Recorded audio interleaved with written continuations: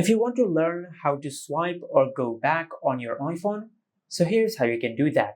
Now, first of all, just remember that there is no single back button on iOS, but you can use gestures or buttons according to the page you are in. I will explain what I mean.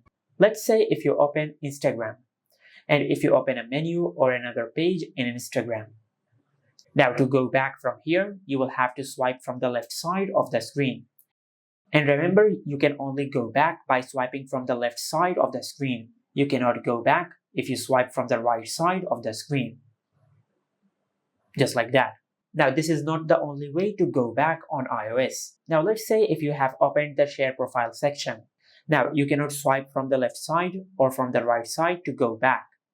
The only way you can go back from here is to tap on the arrow or the X icon at the top of the screen.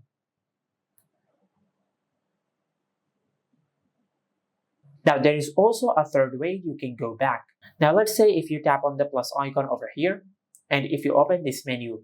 Now, as you can see, there is no X icon or an arrow icon to go back, and you can't go back by swiping from the left side of the screen. In this case, you can only go back if you swipe down this menu on the screen, or if you tap on the empty space on the screen. And these are the methods you can use to go back on any iPhone. Make sure to like, comment, and subscribe. Thank you for watching.